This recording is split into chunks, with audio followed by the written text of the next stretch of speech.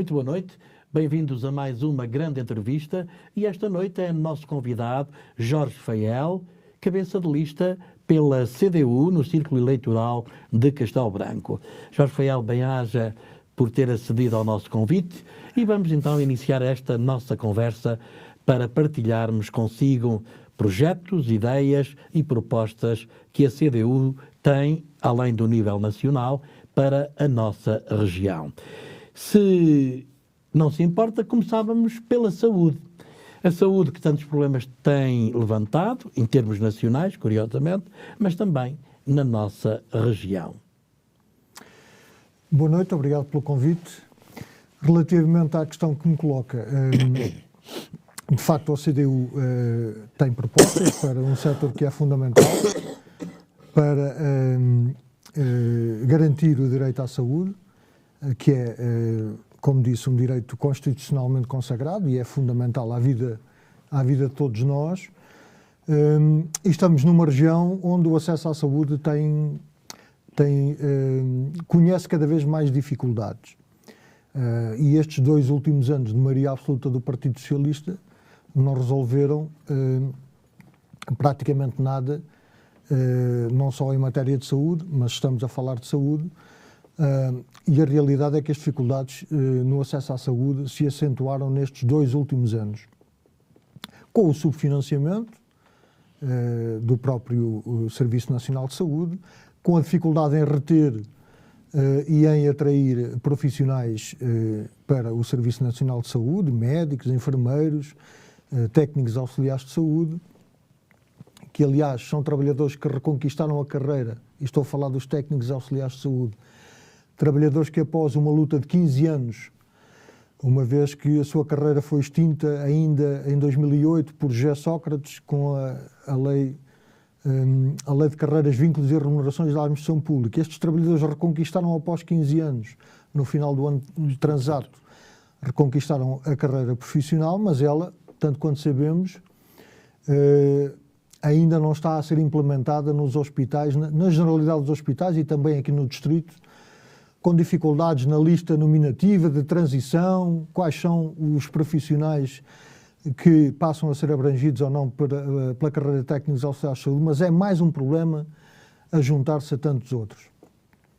Nós vivemos numa região onde cerca de 35 mil pessoas não têm médico de família, e é um problema. Há localidades no distrito em que as populações não têm médico de família há anos, e estamos a falar de uma população que carece de cuidados médicos, claro, de acompanhamento, porque é uma população cada vez mais envelhecida e com as patologias que são próprias do avanço da idade, que é uma conquista, mas é simultaneamente um desafio em termos de saúde e de equipamentos sociais. E a realidade é esta, são mais de 35 mil pessoas e este número cresceu desde a última vez que cá estive, em 2022, nas eleições legislativas de 2022, e desta vez as eleições não são culpa do PCP.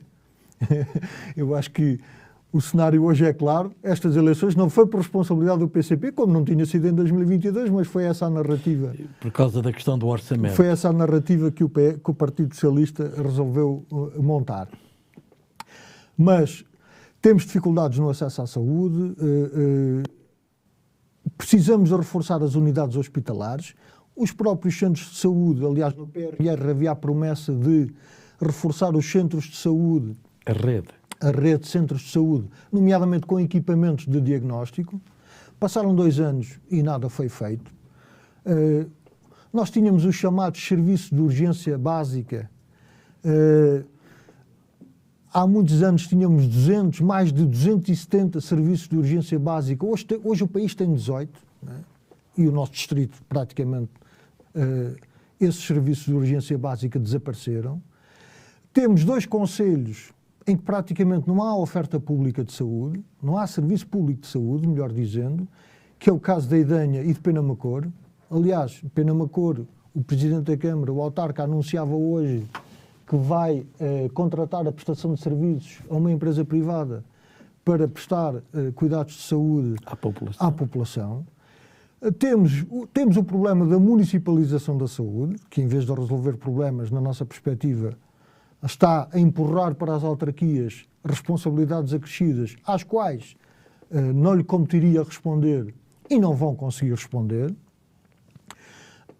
E temos o cenário das autarquias a competir umas com as outras por profissionais de saúde, a ver quem é que oferece mais. Eu dou 1000 euros de apoio, Para a fixação. com regulamentos de apoio, não é, à fixação de profissionais, nomeadamente na área da saúde. Por exemplo, o Fundão dá 1000 euros para o apoio à renda, a Câmara de Belmonte também se disponibiliza a oferecer incentivos. Quer dizer, isto devia ser o Estado Central a garantir estes incentivos aos profissionais de saúde para se fixarem designadamente nas zonas mais carenciadas e não as autarquias a assumir mais este encargo e esta responsabilidade. E depois temos ainda as ULS, que na nossa perspectiva são uma forma de organização que não vão também não vão resolver os problemas. Nós temos o PCP e a CDU têm outra proposta, porque na nossa ótica as ULS têm uma visão demasiado centrada no hospital e não nos cuidados primários de saúde. E nós pensamos que a resposta deve ser, sobretudo, reforçar os cuidados primários de saúde, apostar na prevenção e não na resposta última, que é, sem dúvida, a hospitalização. E, portanto, basicamente são estes os problemas e as nossas propostas, creio que são conhecidas. Nós defendemos o regime de exclusividade, nomeadamente dos médicos e enfermeiros, mas sobretudo na carreira médica, a valorização de 50% dos salários, justamente para poder atrair e reter os profissionais que temos, né? E encaramos com preocupação o crescimento do negócio da doença, do capitalismo da doença, Está-se a referir aos privados. Como nós dizemos, estou-me a referir aos privados, porque é evidente... caso da Covilhã, já com hospitais... Eu ia justamente, força. Ia justamente salientar o caso da Covilhã, em que há 2 unidades privadas em construção, hospitais. Uma é do Grupo CUF, a outra são outros investidores, grupos económicos. E, por exemplo, no caso da CUF, é incompreensível que a autarquia esteja a apoiar com fundos públicos, nomeadamente através de terrenos, da cedência de terrenos, a construção de um hospital privado. Ou seja, para a CDU não se defende. E não se pode vir alardear que se quer salvar o SNS e depois estar a contribuir para o seu desmantelamento e a sua fragilização, porque é isso que inevitavelmente vai acontecer. O Grupo CUF... E os terrenos para a dimensão do hospital numa cidade como a Covilhã não devem ser propriamente... Não, e eram terrenos numa zona nobre, são terrenos numa zona nobre, na zona do complexo desportivo. Em princípio até seriam para a expansão do próprio complexo desportivo, que fica comprometido com a unidade hospitalar privada. Mas a questão fundamental é esta, quer dizer, a natureza tem horror ao vazio e o capitalismo também. E quando o público recua, o privado naturalmente avança. E encontrou condições, não só no plano da generosidade municipal, para avançar com a construção... Mas, Jorge Faial, aí pode estar só a questão de criação de emprego, digo eu. Há criação só de para emprego, ajudar a reflexão. Há criação de emprego, naturalmente. Agora, nós perguntamos onde é que o hospital privado vai buscar esses profissionais. Recursos. Vai buscá-los à universidade, eventualmente, mas vai sobretudo buscá-los... Ao centro hospitalar. Ao centro hospitalar. Já estão formados, já têm a experiência, alguns viram de fora, certamente, mas vai pagar mais? Pagará mais a uns e menos a outros. Nós conhecemos que a hospitalização privada, na maior parte dos casos, os contratos são precários, né? E os salários também não... Quer dizer, o privado paga o suficiente para conseguir atrair. Não paga mais nem menos. Paga o suficiente para conseguir atrair. Mas nós não somos contra a iniciativa privada tout-court. Se quisesse construir um hospital, construía. O que não entendemos e não aceitamos é que por detrás desta iniciativa esteja ainda o apoio público, né? Dinheiros públicos, seja em dinheiro ou em espécie, claro, ou bem, né? A suportar a iniciativa privada. E não nos parece que o Grupo CUF necessite, ou pelos vistos necessita, não é, dos apoios públicos para canibalizar o SNS, porque é isso que está a acontecer. Aliás, os dados vinham o negócio da saúde, que é um dos mais prósperos em todo o mundo, em Portugal também tem quase, quer dizer, tem registado quase uma progressão exponencial, não é? Portanto, o volume de negócios tem crescido. Claro. Já hoje tem mais camas. Sim, sim. Já hoje tem mais camas de internamento do que o próprio rede SNS, não é? E, portanto, é com preocupação que vemos este percurso e esta tendência, não é, que se está a verificar, quando o SNS é a única garantia do acesso de todos à saúde. Eu acho que as pessoas ainda se lembram daquilo que aconteceu durante a pandemia. Os privados fecharam a porta e empurraram os doentes para o Serviço Nacional de Saúde, para os hospitais públicos, e foram os profissionais do SNS, e foi o SNS que respondeu à pandemia, não foram os privados. E com isto concluo, ou seja, quem quer ter o direito à saúde tem de ter um SNS, tem de defender e modernizar o SNS, porque só o SNS é capaz de garantir a todos, independentemente da sua condição económica e da sua geografia, o acesso à saúde. Este é um direito fundamental do qual não podemos abdicar. Passemos então à mobilidade ferroviária, rodoviária, portagens, é sempre, cada vez que vamos a eleições, aí está a palavra, vamos ver se é desta. Deixa-me começar por aí. Jorge Faial, é desta ou ainda não é desta a abolição das portagens? Pela CDU já tinha sido desta há muito tempo. Sim, sabemos todos. Aliás, nem tinha começado. Porque as SCUT foram construídas com o objetivo de promover a coesão social e territorial, aproximar os níveis de desenvolvimento que não estão corrigidos entre regiões, que estão longe de estar corrigidos, aliás, agravaram-se em muitos casos, e, portanto, as portagens foi mais um obstáculo a essa aproximação à atividade económica, ou seja, significou mais um imposto na prática sobre a atividade económica, sobre as populações, sobre os trabalhadores, e, portanto, na nossa perspectiva, as portagens só fazem sentido numa lógica e numa racionalidade exclusivamente económica ou financeira de arrecadação de receita e de beneficiação de alguns grupos económicos também nesta área. Portanto, nós, desde o início, que somos contra a imposição de portagens e pelo regresso do modelo inicial, ou seja, pela reposição da SCUT na A23, na A24 e na A25. Pagamento zero pelo utilizador, porque elas continuarão a ser pagas pelos contribuintes, mas essa é a racionalidade que, a nosso ver, deve presidir a uma infraestrutura rodoviária com este objetivo, porque nós não temos alternativas. Deixa-me perguntar, e também já devemos estar quase a concluir o prazo de concessão. Sim, eu já disse isso várias vezes. Portanto, publicamente. Qualquer dia nem há essa, digamos assim, essa obrigação de pagamento. Já disse várias vezes em público que a concessão termina em 2029, mas aí o Partido Socialista continua mudo, porque aquilo que eu vi foi: vamos eliminar as portagens, mas relativamente à reversão das PPPs e o seu regresso à esfera do Estado e a mãos públicas, não ouvi uma palavra do Partido Socialista relativamente a esse aspecto. E para nós é também uma questão central.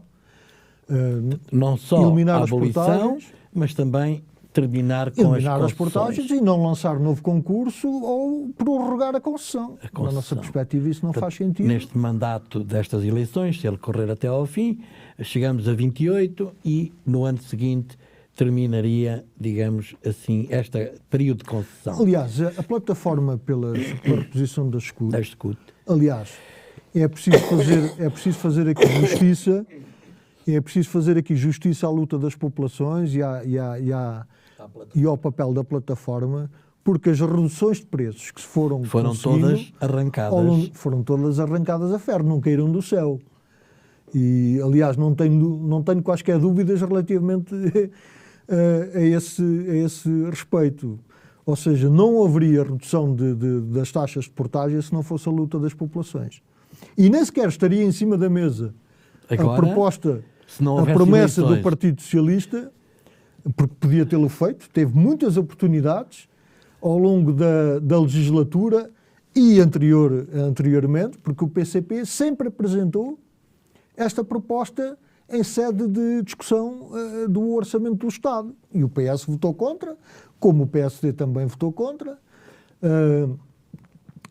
Portanto, se hoje ainda temos portagens, isso é por responsabilidade do PS, do PSD e também da própria Iniciativa Liberal, que já disse, alguns outros agora são a favor, mas juntam-se à caravana e, portanto, mas nada fizeram, nem no terreno, nem na Assembleia da República para eliminar as portagens. Minimizar a situação. Vamos às rodovias. Não falo só das grandes estradas. Recordo-me de uma que se fala há mais de 35 anos, que é a ligação da Covilhã a Coimbra, numa estrada que seja minimamente, já ninguém pede que seja um luxo, não é? E essa ainda nem se fala outra vez.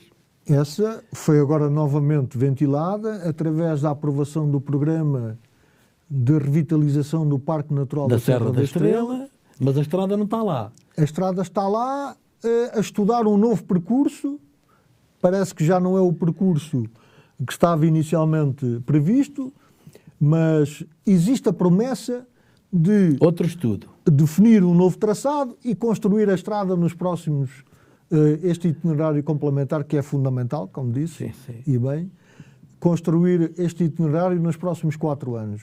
Assim como foi prometida a barragem das Cortes. Já percebi que não acredita. Não, nós aqui nem sequer é uma questão de crença. Claro. É uma questão, prática, é a realidade. É uma questão de continuarmos a batalhar por estas obras, por estes investimentos que são estruturais e cujo adiamento prejudicou ao longo de décadas e tem prejudicado a região e o seu desenvolvimento. Do outro lado, digamos, da Serra, já há uma ligação aceitável. Falta...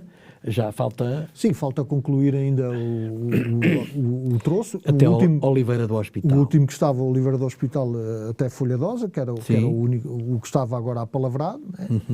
Mas que, enfim, com esta nova redefinição... Ficou para as calendas. Vamos ver, né? Mas o IC6 é absolutamente essencial e nós defendemos há muitos anos com a construção do túnel de Alvoaça sem portagens. É essa a nossa proposta. E até vermos qual é a proposta que vem por aí. O túnel tem sempre que ter. O túnel... Digo eu.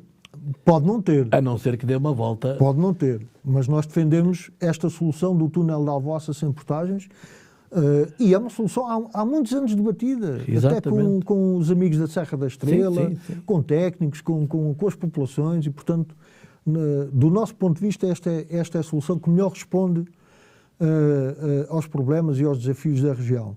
Depois há o IC31. Vamos aí. O IC, autoestrada, não autoestrada, o nós que nós defendemos que deve ser em perfil de autoestrada e que é uma via rodoviária que também, na nossa perspectiva, também já tem décadas, não é? E que é preciso construir. Ela foi... o seu financiamento foi através do leilão do 5G, enfim, pelo menos foi essa na altura a solução do Partido Socialista. Há poucas semanas foi há cerca de... Há várias forças políticas contra. Sim. Contra. Por causa da fauna, por causa da... Bom, todos têm várias razões. Conheço a posição de uma das forças políticas que é contra, mas é evidentemente que esses aspectos têm de ser mitigados e acautelados, claro. Mas nós acreditamos que é possível compatibilizar a construção do IC31 com as questões, com as preocupações ambientais e sociais que são colocadas. Portanto, a CDU não, com esta reserva, não tem oposição. Não temos oposição com esta reserva. Evidente. E também não nos parece muito viável e com fundamento o argumento de que, bem, construindo a estrada as pessoas deixam de vir, deixam de sair e de parar. Não é isso que se verifica. Mas é um argumento que apontam. É um argumento que tem que ser tido em conta, mas não é um argumento que, na prática, se verifique. Face a outras realidades e a outras situações. O caso da A23 é um bom exemplo. O caso da A23 e mesmo de itinerários complementares que existem. Quer dizer, as localidades, as regiões, têm de ser atrativas também por si mesmas. Têm de ser criadas as condições para que se possam... E até porque a ligação do lado de Espanha está ali só à espera que Portugal diga onde é que quer encontrar. Exatamente, onde é que se quer encontrar. Onde é que se quer encontrar. Porque... E eu acho que nós temos potencialidades naturais, temos gente com talento, com criatividade, e temos riquezas, e temos, como disse, todas as condições para poder atrair, aproveitando essa infraestrutura, para poder atrair turismo e atividade económica. Até porque está, bem conhece melhor que eu, está a ser a estrada de tráfego internacional neste momento e que debita no IC8, que está completamente... eu diria mesmo pleno de capacidade. Pleno de capacidade, perigoso. Perigoso, muito porque perigoso. Não foi construído para o tráfego que hoje comporta, e não é o primeiro nem o segundo acidente grave que ali... Agora foi instalado mais um radar, mas de facto o IC8... E vem mais dois. Mais dois, mas o IC8 tem de ser requalificado. Sim. Todo o seu traçado tem que ser requalificado. Eu não sei, mas eu acho que se alguém me disse, já é mais traço contínuo que traço descontínuo. Sim, é verdade. Eu já fiz 10 km de traço contínuo. Eu já fiz o IC8 e de facto é um perigo porque a tentação... Claro. De atrás de um caminhão de madeira que vai lento. A tentação é grande. E de facto é uma estrada perigosa nesse sentido e tem de ser requalificado. E nós temos o PCP, fez propostas ainda em sede do último Orçamento do Estado, para o que está em vigor em 2024, mas essas propostas não foram aprovadas pelo Partido Socialista. Mas creio que é uma necessidade reconhecida em toda a região. Essa já está à vista. Está à vista de todos. Depois de vermos a história do IP3, quantos anos vamos ter que pedir que se mexa no IC8? Pois, quer dizer... E pode ser. Eu há dias dizia que o Partido Socialista também é muito responsável por esta mentalidade que às vezes existe na região do melhor que nada. Né? Bem, claro. Mas se tivermos um IC8 com duas faixas, embora é traço contínuo, não é? Mas é melhor do que nada. Não é? Se tivermos um médico de família uma vez por semana na freguesia, é melhor do que nada. Não é? E é preciso romper também com este quadro mental, porque nós não estamos a pedir, nem exigir... E até é a coesão de uma região. Exatamente. No fundo, não estamos a ligação a Coimbra é sem dúvida má. É fundamental, porque numa ótica de desenvolvimento regional, como é aquela que nós defendemos, claro. Uma região desenvolve-se por si, mas isso não lhe basta. Precisa das interrelações com todas as outras regiões e precisa que as outras regiões também se desenvolvam para uma dada região poder, por si própria, também caminhar e desenvolver-se. Rafael, e olhando o mapa da região centro, eu estou a olhar para o mapa CCDR, praticamente é esta a única ligação a um grande distrito que não é boa, não é tão boa como as outras. Porque, repare, Viseu... Sim. Pelo Aveiro, Leiria, Guarda, mesmo assim, já tem A25, A23, Covilhã e Castelo Branco ficam aqui, digamos assim, como o patinho feio desta relação. Sim, modernizar o IC8, construir o IC31 é fundamental. E há dias um camarada meu alertava-me com razão para a ligação a sul. Porto Alegre. Provavelmente é um dos distritos menos infraestruturados. É mesmo, o único que não tem uma autoestrada. O único que não tem uma autoestrada. E nós passamos para o lado de lá através de uma barragem. E perigosíssima aquela descida. E não sei, quer dizer, e não foi assim há tanto tempo. O caminhão que captou ficou pendurado. Ficou pendurado na estrutura da barragem. Aliás, eu vinha de comboio. Fiz essa viagem no dia a seguir. No dia a seguir, e o caminhão ainda lá estava dependurado, não é? De facto, é uma imagem assustadora. Não só pela segurança rodoviária, mas também pela segurança da própria estrutura de retenção de água. Exatamente, pela segurança da própria barragem. Que seria o descalabro, não é? Mas nós, de facto, precisamos de repensar a ligação a sul, não é? E aí teria de ser e o camarada que me chamava a atenção para este aspecto dizia, olha, talvez a terceira travessia sobre o Tejo seja esta que eles estão a falar. Né? E, portanto, mas é uma questão, nós rimos os dois e conversámos sobre isto, mas é verdade. Porto Alegre e Castelo Branco precisam de uma ligação rodoviária e de futuro, não é? Claro. Que não é esta que existe atualmente. Não é? Isto tem um limite de velocidade muito baixo. Passemos à questão social, porque o nosso tempo voa e questão social, pensionistas, aposentados ou reformados, como queiramos, a nossa população, além de ser idosa, é pobre. Vive com muita carência. E claro, a CDU tem uma proposta para estas pessoas que recebem de pensão, eu acho que nem chega, se descontarmos medicamentos, mas acho que não chega mesmo para a alimentação, a não ser a horta e os animais e a complementaridade de gente que já faz esforço para conseguir estes complementos. Sim, Portugal tem 2,1 milhões de pobres e sem as transferências sociais duplicaria. Claro. E, portanto, é um país com contrastes económicos e sociais muito vincados, com desigualdades muito profundas ainda. Fizemos um longo percurso, vamos comemorar os 50 anos do 25 de Abril, e não tem comparação com o 24 de Abril de 74, como é evidente, mas há ainda muito caminho para fazer. E aquilo que nos choca é que, quando devíamos estar a fazer esse caminho, em muitos aspectos estamos paralisados ou a regredir. O caso dos pensionistas e reformados é um deles. Nós temos ainda reformas e pensões muito baixas.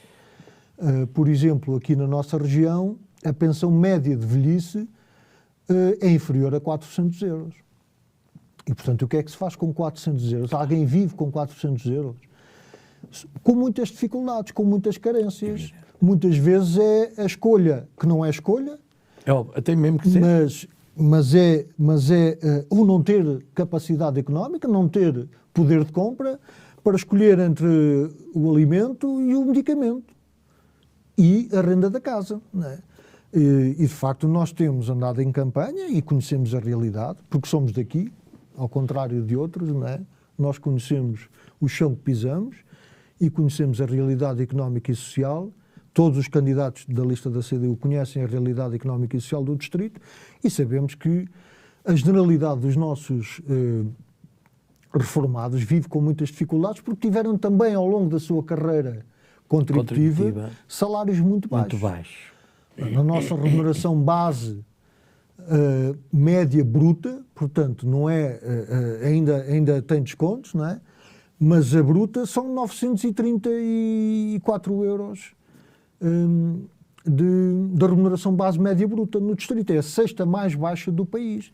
Portanto, salários baixos, reformas e pensões também muito baixos.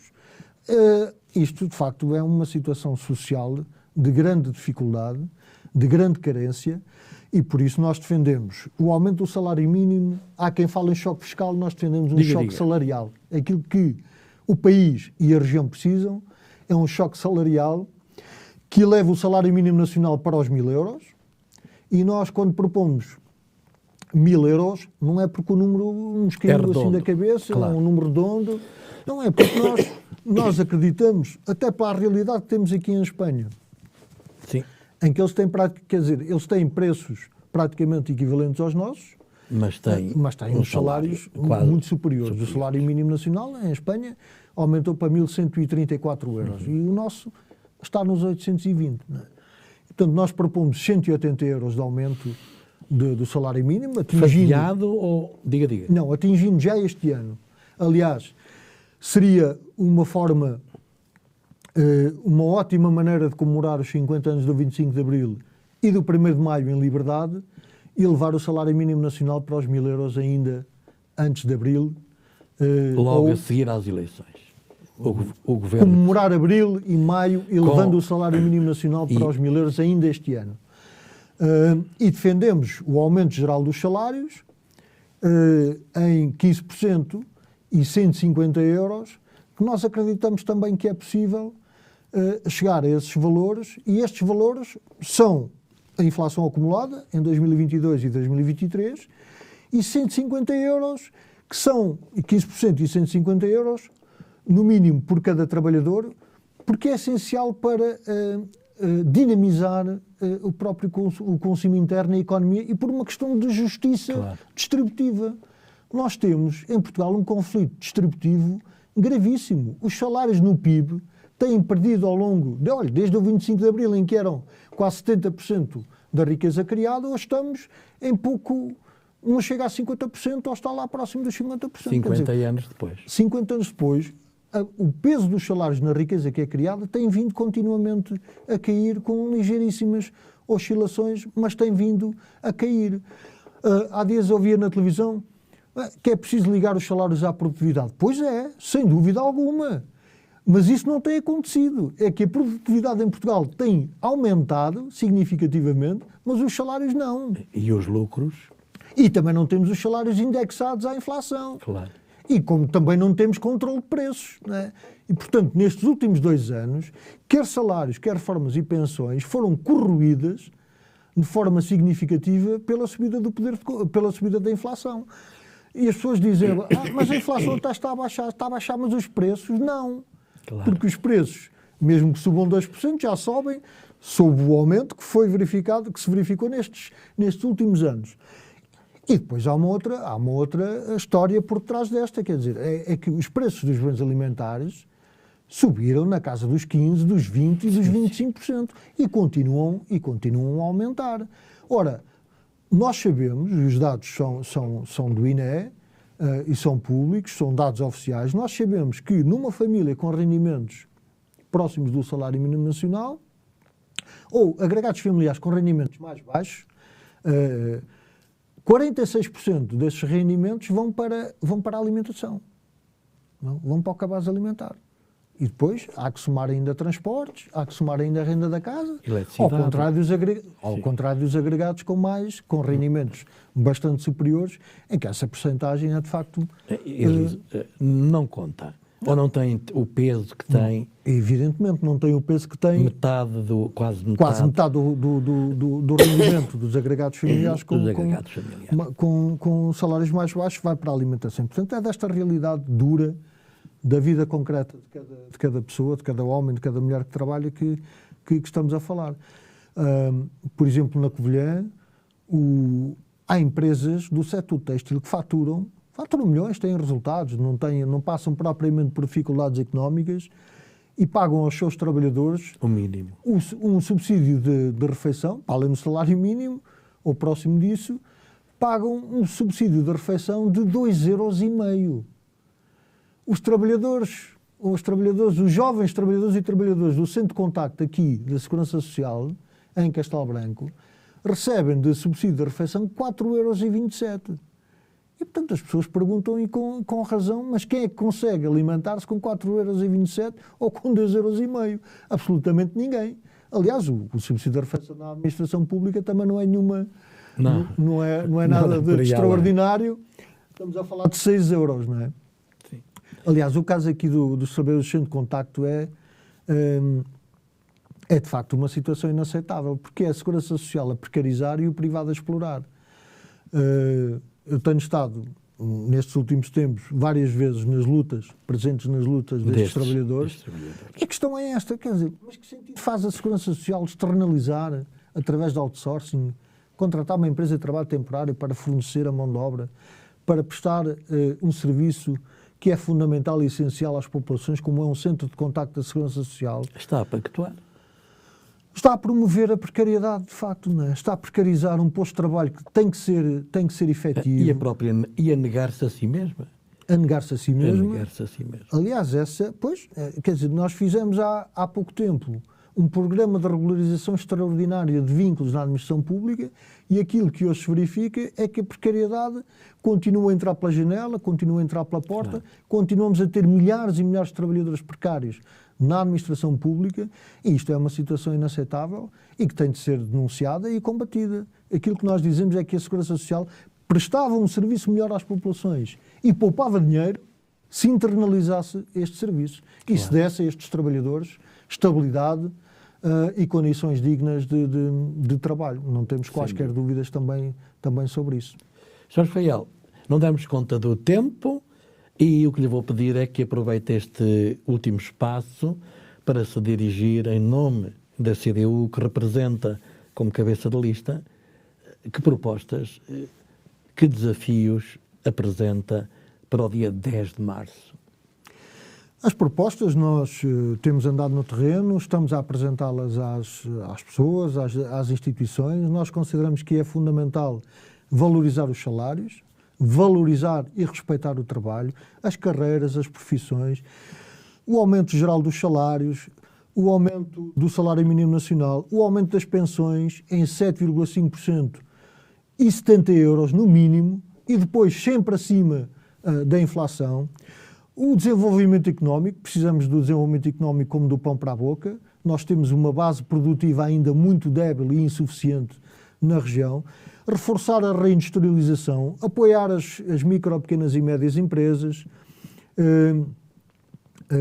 na sua atividade, dinamizando o consumo interno, também por via, de facto, do aumento dos salários. E as MPMEs trabalham para o consumo interno e só têm atividade económica se existir poder de compra. Precisamos de apoiar também a pequena agricultura, a agricultura familiar, a produção local, o escoamento a preços justos, combatendo a ditadura da grande distribuição que se abate sobre a agricultura familiar, a pequena e a média agricultura. E precisamos de precisamos de uma nova política, ou melhor dizendo, de uma política de desenvolvimento regional que não tem existido, e isso também isso exige a concretização da regionalização, como nós temos defendido. Estando em cima da mesa o modelo da Beira Interior, ou seja, Beira Baixa e os municípios mais a norte, que hoje integram a outra comunidade. Já não temos 3 comunidades intermunicipais, mas ainda temos 2. Temos 2. Uma a norte e outra a sul, mas nós precisamos... 2 a nível do nosso distrito. Do nosso distrito. Nós precisamos de concretizar e implementar a regionalização para dar coerência, para combater as assimetrias regionais, para fomentar a própria democracia regional e local e para sermos nós a ter uma palavra sobre os nossos destinos. Porque o interior não pode servir apenas para captar fundos comunitários, que depois são gastos nas regiões mais desenvolvidas. E temos de inverter este ciclo. Não se constroem infraestruturas nas regiões menos desenvolvidas porque não há pessoas, não há desenvolvimento. E, portanto, é uma retórica e uma prática que se retroalimenta, construindo as infraestruturas onde já há mais gente, onde já se concentra a riqueza. E, portanto, é também necessário inverter essa lógica e concretizar de uma vez por todas aquilo que são infraestruturas e investimentos estruturantes. E por isso nós defendemos um programa de investimento público, a mobilização séria e forte do investimento público para o interior e, nomeadamente, para a nossa região. E, portanto, o nosso apelo é para aqueles que acreditam que é possível um país mais justo, uma região mais justa e mais desenvolvida, o seu voto é na CDU. Para todos aqueles que, com o medo da direita e da extrema-direita, nas últimas eleições legislativas, foram dar o seu voto ao PS e muitos ficaram surpreendidos com a maioria absoluta, o nosso apelo é para que desta vez não se enganem e votem na CDU. Um apelo também para todos aqueles que genuinamente querem derrotar a direita, a extrema-direita e as suas políticas retrógradas, racistas e xenófobas.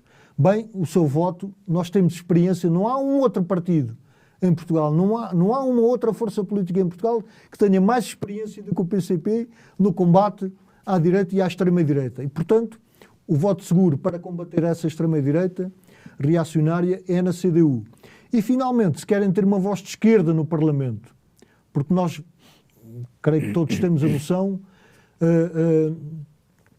todos temos a consciência muito clara sobre aquilo que é preciso fazer a seguir ao dia 10 de março. Se tivermos uma maioria de votos à esquerda, uma maioria de deputados à esquerda, é preciso que a CDU tenha mais votos e tenha mais mandatos para poder influenciar o caminho que vier a ser Nestas seguido. propostas. E isso ficou provado em 2015, quando nós dissemos ao PS que só não era governo se não quisesse, e de facto conseguimos o passo social, que aqui também é preciso na nossa região, reduzir o preço, conseguimos os manuais escolares, conseguimos as creches, que é preciso agora desenvolver, criando uma rede pública de creches, ou seja, conseguimos repor direitos e conseguimos avançar em muitas matérias, mas para isso precisamos de mais força, mais deputados, e nós acreditamos que, se assim for, o país e a região podem ser mais justos, mais desenvolvidos, e é esse o desafio que nós lançamos a todos daqui até ao dia 10 de março, para que votem na CDU e nos deem também uma oportunidade. Bem-aja Jorge Faiel por ter estado connosco. Para si, a continuação de uma ótima noite. E já sabe, ao longo destes dias vamos ter mais opiniões, mais projetos, mais cabeças de lista de outras forças políticas. Muito boa noite.